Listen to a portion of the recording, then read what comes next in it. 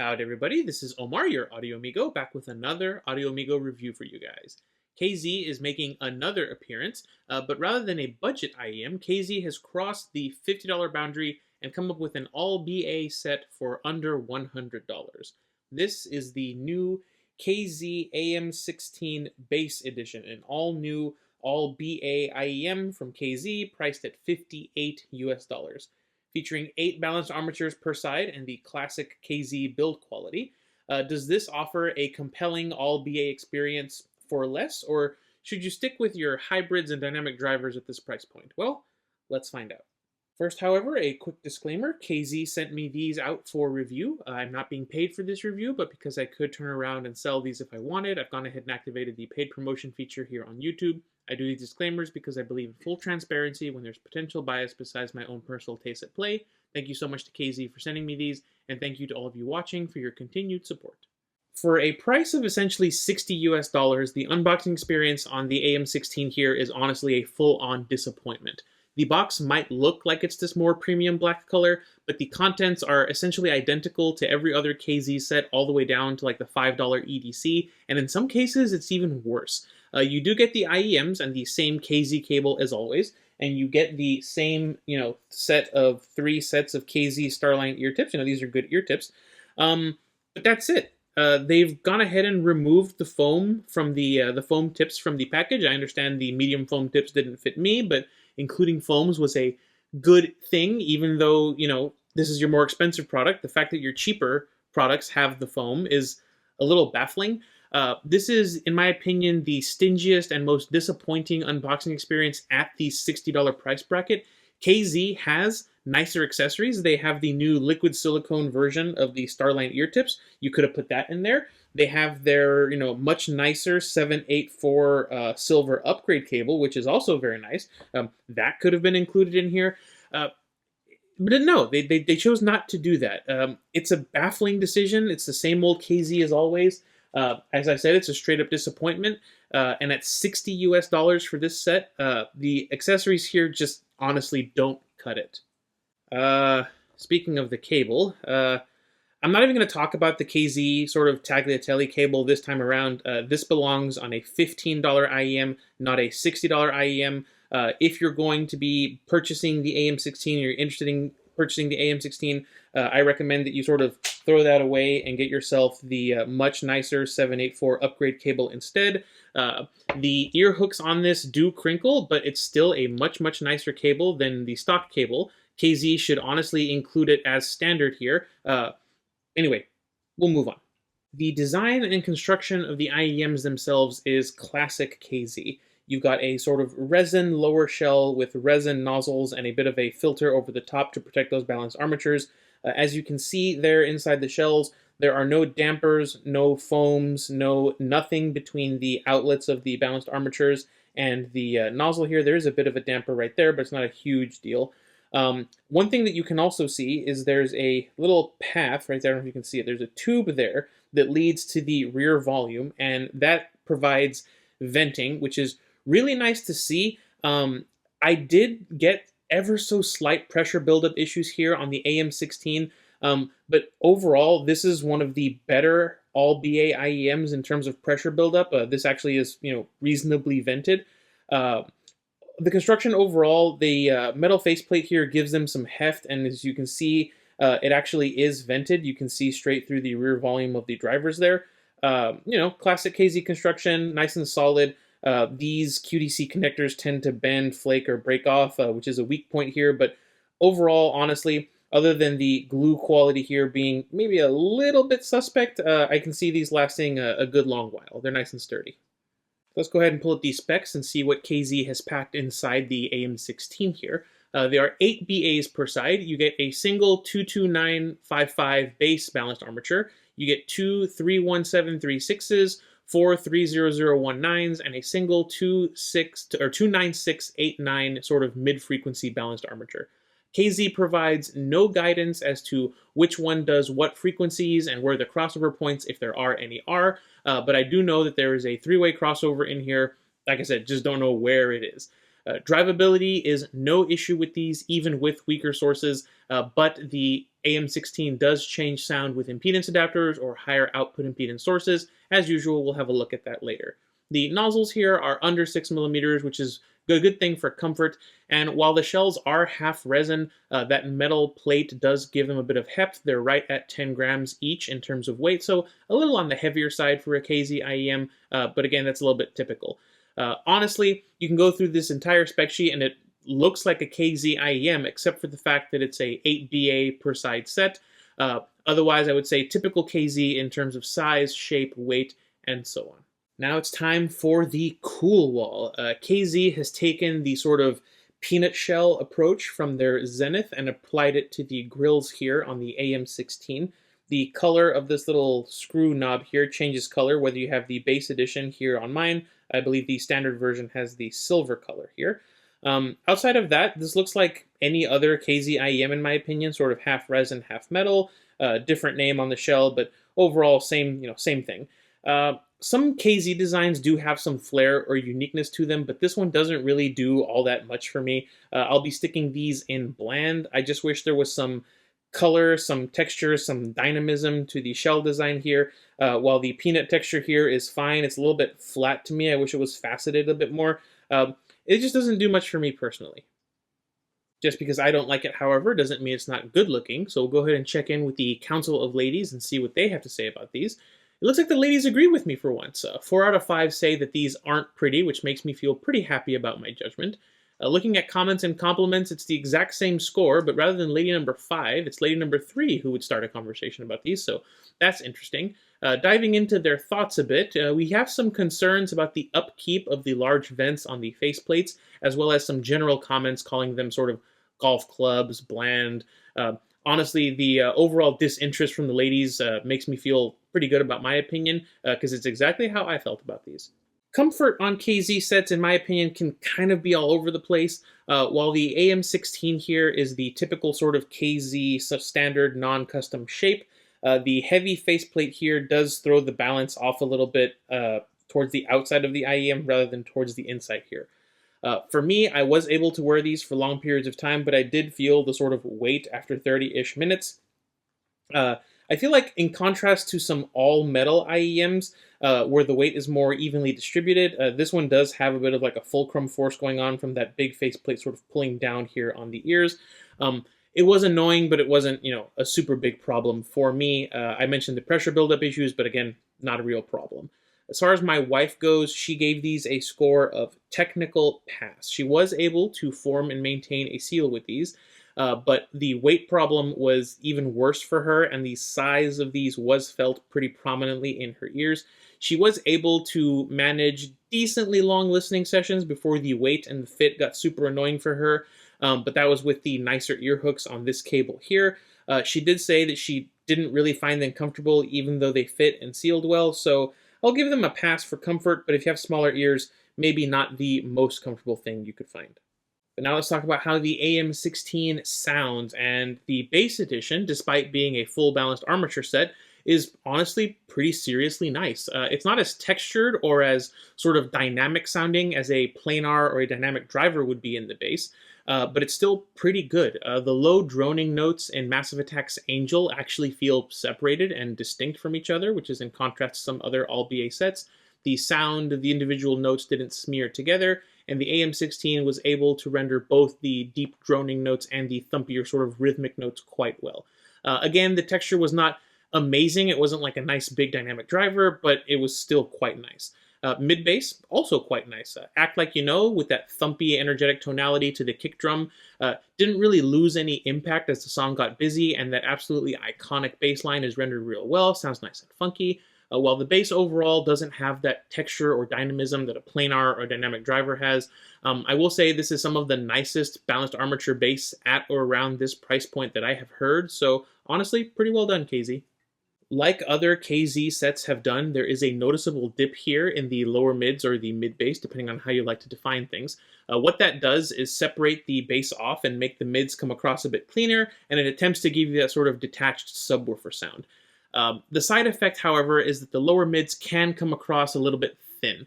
Kickstart My Heart, for example, was just a little bit thin with that big bass drum and the distorted bass guitar than I tend to prefer. It is a cleaner sound, but for tracks like this, I tend to prefer a warmer lower mids presentation.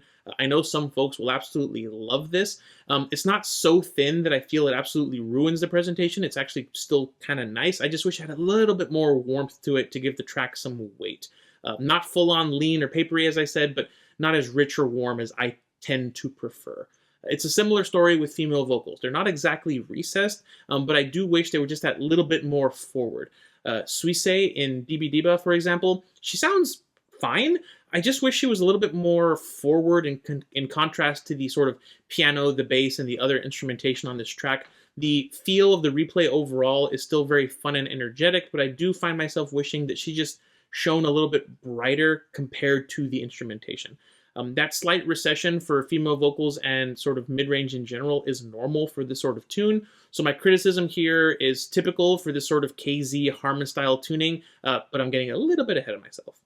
The upper mids and treble here on the AM16 balance the bass rather well. They're not overbearing or piercing, but they do carry that sharper, more incisive sort of BA sound that you would expect from an all BA set. The harmonics that Gloria's voice throws off in 1, 2, 3 are very energetic and very forward. They give the vocals some nice depth. And while they're quite energetic, particularly on her more drawn-out vocals in the chorus, they don't become sibilant in her S or T sounds for me. They are sharp, so if you are sensitive, this might not be for you, but honestly, I think this is a good level of energy. It doesn't get overexcited. The treble is nice, but in my opinion, a little bit uneven. Some drum and cymbal notes can sound wonky with their harmonics. I noticed it the most in things like Robot Rock, where the electronic claps, they just felt a little bit flat with the way that they decayed. They just didn't have a lot of smooth decay. By contrast, the hi-hats were very washy, and they came across a little bit sharp in my ears. None of this is tonality ruining. It's not really problematic or fatiguing. It is noticeable to me. But I think overall that the treble and upper mids are well handled, and most importantly, they do a good job of balancing out that big bass boost here on the bass edition.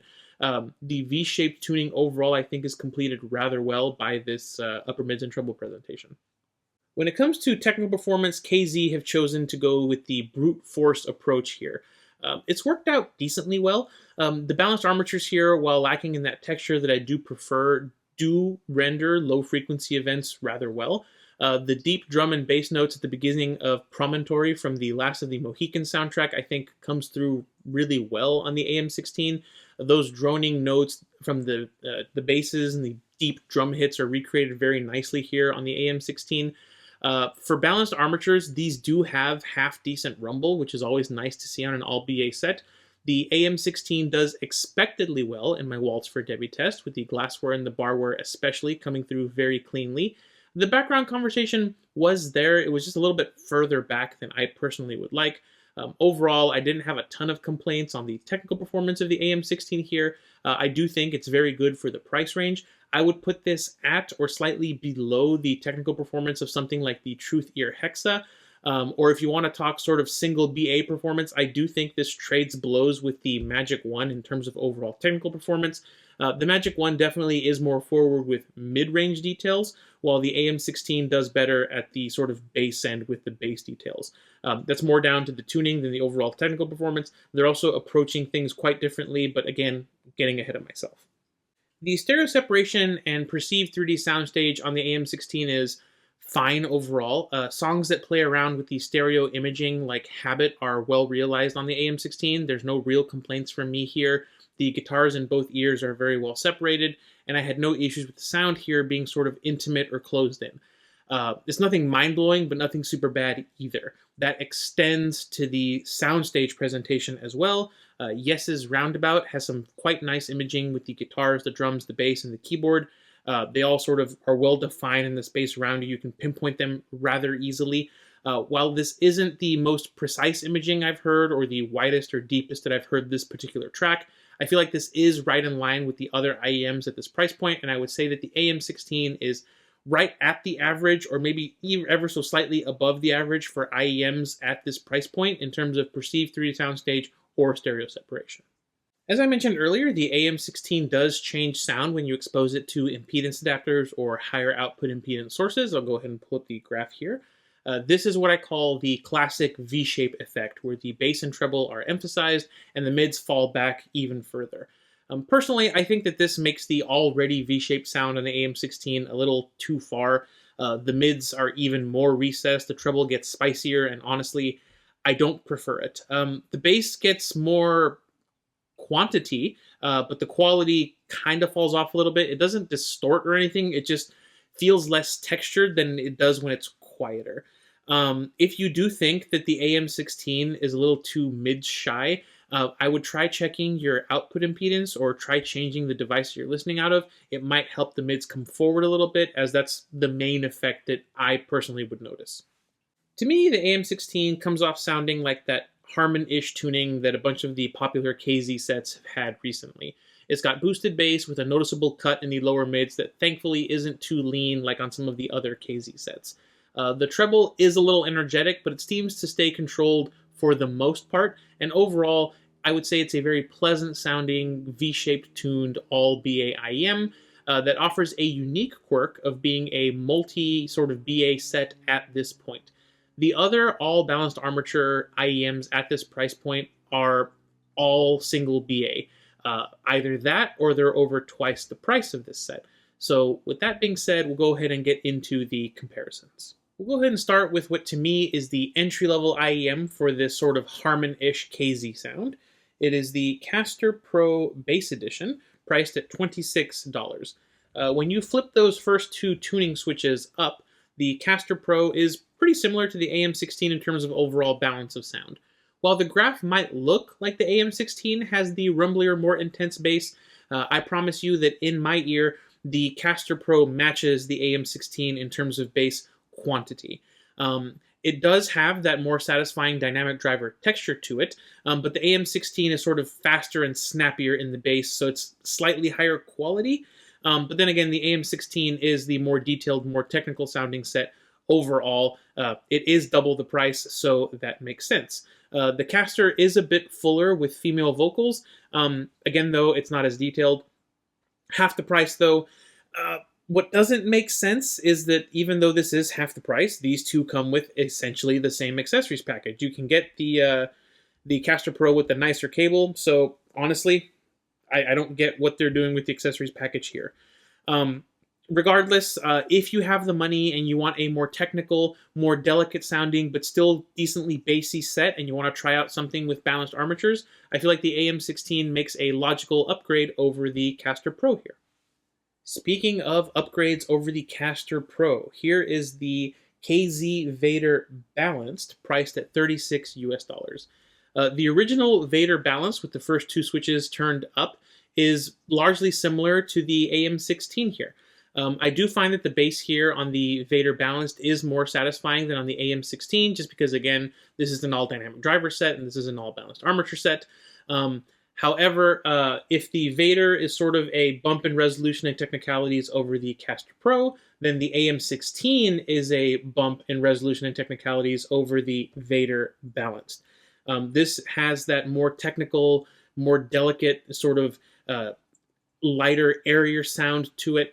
It does get potentially grainy, especially if you're sensitive to sort of balanced armature tonality. But personally, I do think that the AM16 is a straight upgrade over the Vader Balanced, so long as you can deal with the softer balanced armature bass and the slightly zingier upper mids and treble presentation. The Vader Balanced is still fantastic. I said in my Vader Pro review that I prefer this to the Vader Pro, and I think it makes a logical sort of in-between step between the Castor Pro and the AM16. That's enough KZ single dynamic driver competition. Let's go ahead and bring in an all BA set that's actually priced around this price range. Except for, I couldn't really find one. The closest thing that I have is the AFUL MagicOne, and the MSRP on this is $140 US. On sale, though, which does tend to happen pretty frequently, this can drop down to between sort of $75 and $90 US, which makes it more relevant in the conversation here. What makes it less relevant, though, is that these two IEMs are taking sort of diametrically opposed approaches to sound. The MagicOne is using a single full range balanced armature. It then adds in acoustic mazes, acoustic structures, RLC sort of passive networks to sort of EQ the sound as it goes in an analog form. And what you get is a very neutral, very balanced sound that gives you good bass extension and a smooth, detailed treble out of a single BA. The AM16, on the other hand, brute forces the sound with 8 drivers per side and a more contrasty sort of harmonish V-shaped tuning. No fancy dampers, no acoustic structures, just a relief vent for the pressure buildup issues, and that's it. The MagicOne, compared to the AM16, has much more forward mids. They just sound clearer, they're smoother. The potential fatigue from the treble is really non-existent here. This just sounds more relaxing, more natural, more chilled compared to the AM16. AM16 is much bassier, much more excitable in the upper mids and treble, has that graininess in the treble if you're sensitive to that. Listening to these two side by side was a super interesting exercise. As I said earlier, I think in terms of technical performance, they're basically the same in the terms of how they resolve details compared to each other. I don't really feel like the MagicOne is an upgrade over the AM16. It's such a different sound that I think there's room in the collection for both of these. I don't think these two necessarily compete with each other. You maybe could see it as an upgrade in terms of build quality and cable and accessories, but in terms of sound, I think it's a lateral move at best, depending on what sort of sound you yourself are looking for. But let's go ahead and bring in another all-BA sort of Harman-ish tuned set. The Heartfield CU8, priced 3 times more than the AM16 at $200. Now this is something that I feel is an actual upgrade over the AM16. The stock cable is still terrible, and I'll talk about that in my eventual review of this, but at least they tried to make the cable here feel special, unlike KZ, and they're using the same cable for every single IEM we ever make. The CU8 is a more technical, more refined, much higher quality version of the AM16. While the bass here isn't as intense, the mids are more forward, female vocals are better represented, and the treble, while it's still airy and delicate like the AM16, is smoother and more refined and is not as grainy as it can be on the AM16. As I said, this is to be expected. The CU8 is, again, almost 4 times the price of an AM16. So if you want sound similar to the CU8, but in a slightly more V-shaped, much less refined accessories package, the AM16, I think, makes a very compelling value argument. As we start the sort of wrap-up here, we can see that the MagicOne is the outlier here on the table in terms of tuning and sound. This is more neutral, more mid-centric. It's got less bass and a smoother but still detailed treble compared to basically everything else here. When this goes on sale, I think it can make a great option with its very nice looks and great sound. At MSRP though, I don't think it's the best choice. Then you have the 3KZ sets. I think they make a nice sort of stair-step arrangement where the Castor Pro is the more affordable version of the Vader Balanced, and the Vader Balanced is a more affordable version of the AM16. I would say pick the one that's in your price range and go with that one. They all have the same accessories. It's not like it really makes much of a difference. I do think KZ sets in general make more sense at lower price points since their accessories packages make more sense at those lower price points. But I do think that the AM16 here does offer an entry point to something like the CU8, sort of an all-BA set that offers a more harmonish type sound. The CU8 is more refined, more coherent, better executed, much better built version of the similar sort of tuning that you'll find on the AM16. It is 4 times the cost though, so if that's the sort of sound that you're looking for out of an all-BA set, then I think that you can consider the AM16 to be a pretty good value alternative. Now let's go ahead and pull up the Audio Amigo Arbitrary rating scale and see where the AM16 is going to end up. This is a classic case of the value in an IEM being very subjective. You could look at the AM16 as a Castor Pro owner and be like, I don't think it's really worth 3 times the money or twice the money to upgrade to the AM16. The sound is similar, the bass isn't as dynamic, and the all BA sound, I've heard people complaining about that BA timbre, it just isn't for me. On the other hand, maybe you tried something like the CU8 at a show and you liked what an all BA set can do. and then you saw the price and you're like, man, $200 is a lot of money. For people in that situation, seeing the AM16 on offer for a much more palatable price, I think is a very compelling option, so long as you're willing to give up the better accessories, the better build quality, and so on. The fact of the matter is, I personally have not tried any all BA sets at or under $75 that match the AM16 in tuning or overall sound quality. They're all going to be single BA sets on sale or older versions of KZ with worse tuning. They're either going to go for a more balanced sort of neutral approach like this, or they're going to have more problems in the treble and in the lower mids like some of the older KZ sets can be. The AM16 is not perfect, the accessories are woeful at this price point, and the sort of size, shape, and comfort isn't the greatest. The upper mids and treble could be a trouble spot for some. They can be a little bit grating, especially at higher volumes, but honestly, I like the AM16. I think it deserves some attention, especially if you're willing to invest in the nicer cable.